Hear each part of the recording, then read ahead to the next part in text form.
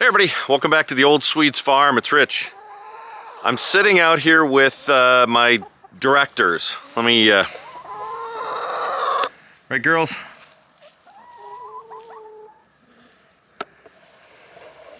If I come out, well, they want to say hi and they want to direct the show. Anyways, we have been asked a whole bunch about, would we do it again? Would we get chickens? Is it worth it? Is it easy? That kind of thing. And I want to kind of run through the pros and cons of chickens. And I've alluded to some of these before, but I want to kind of summarize them all into one video and see if my producers down here will agree with me. So I've got some pros and some cons, and I'm hoping to remember them all. A pro. They are so easy to get into. Chickens are easy to get into. And we've been having chickens for 5+ years now.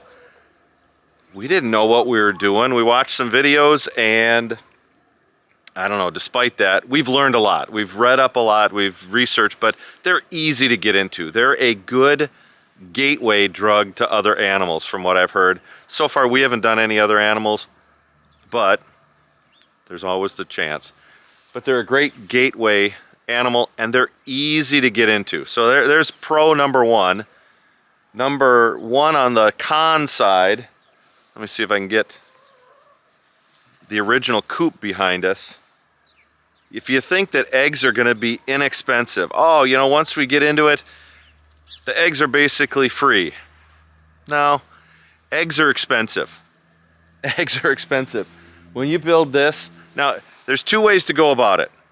One, you can start out and you can go on the cheap. I can get some pallets and I can put some stuff together with pallets and some chicken wire and some, this and that and some bubble gum and some, Scotch tape and do it on the cheap.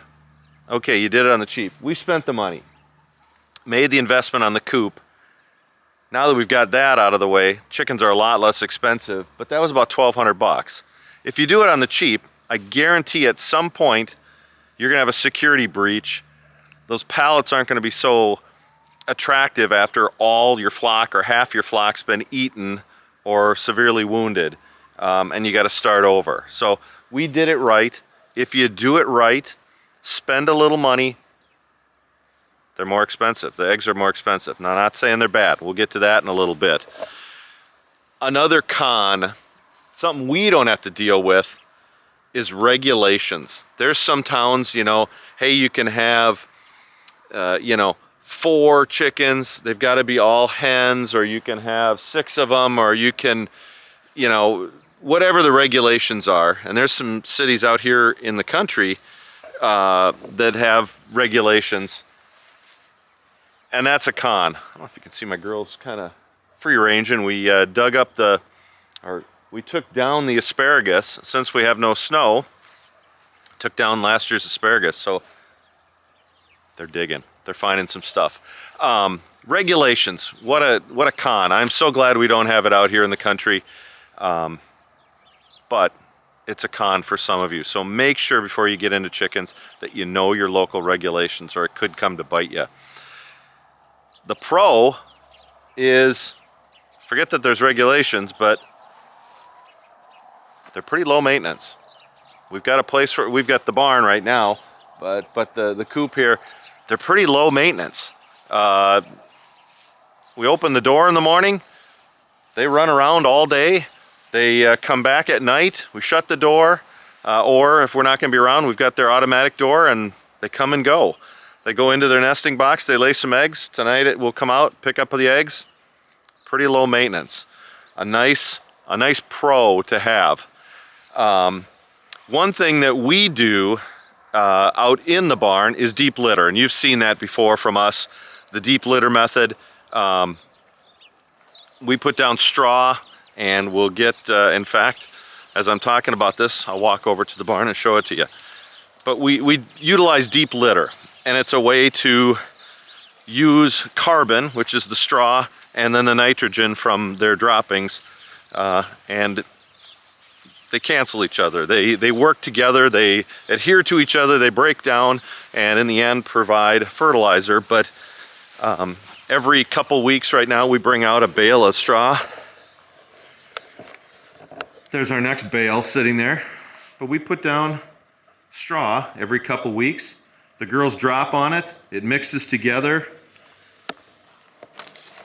and that deep litter works great. Now, if you don't keep up with that, if there's more droppings, if you just let them drop and drop and drop, or you got a small coop in there, or a small run, and they're dropping, and you're not putting any of that carbon down there, the nitrogen from their droppings is gonna overwhelm the amount of carbon, and that nitrogen's gonna stink. So that's a definite con.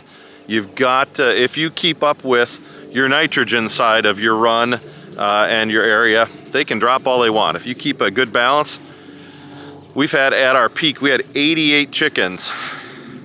They were dropping a lot of droppings, but with some straw and that deep litter, didn't stink at all. Never stunk. We've never had a problem because we keep up on our carbon.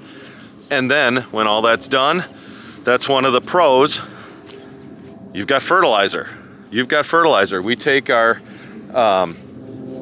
deep litter a couple times a year, and I just brought some out. I'll show you that. Let me walk out here. Since it's been so nice, I dug out a little spot under their roost, threw that in the compost pile. The girls are pecking around in that during the day and turning that over. By mid-spring, that's going to be some awesome fertilizer. All their droppings, that straw, so that nitrogen and that carbon, now it's going to break down. When it's in the barn, that deep litter's giving off heat, another positive.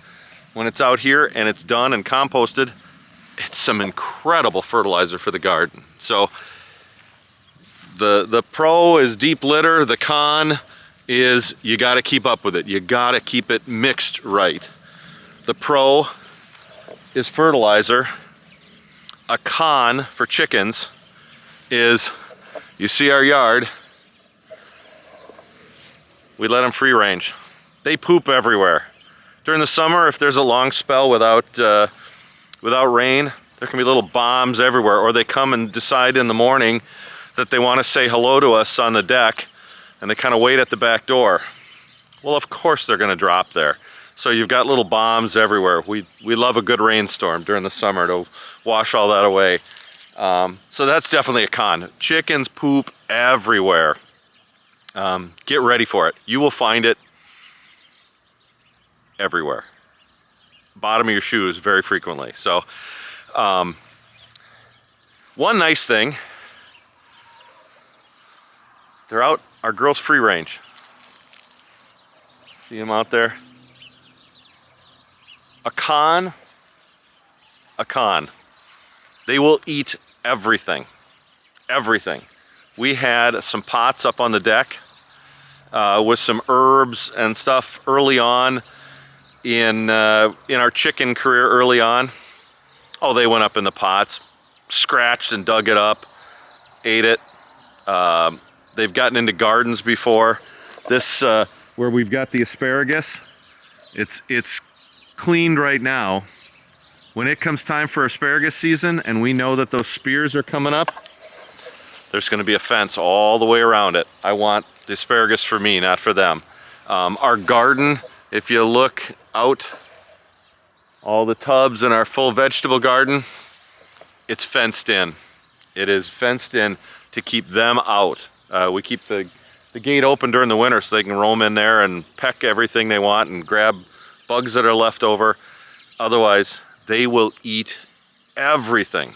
Everything. Nothing's safe. Landscaping, flowers. We've got a native garden up front. It's fenced in right now till it gets established. Then I'm going to open it up and it will be a native garden. They eat everything. That's a pro.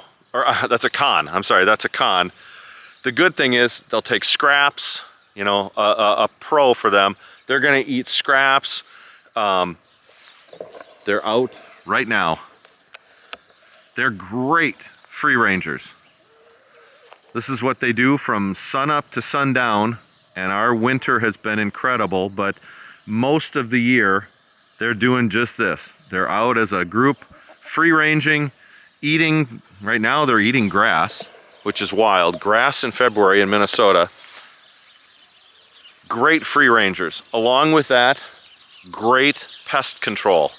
We've got our, sorry to spin you around, but on this part of our property, we've got woods. Oh, there's our blueberry area right back here, fenced in, of course. We've got some strawberries that we planted last year. They will be fenced in, of course. But we've got this whole area that's woods. And we've got an area for fires, and we've been clearing it out for an orchard. In the 5+ years we've had chickens, number of wood ticks in the woods. So in the pole barn, spiders, wood ticks in the woods, a lot of mice. They're great.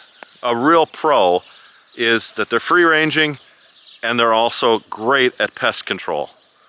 The downside, that they eat everything. The plus side is great at pest control and controlling those things. I didn't realize how good a mouse hunter that they were.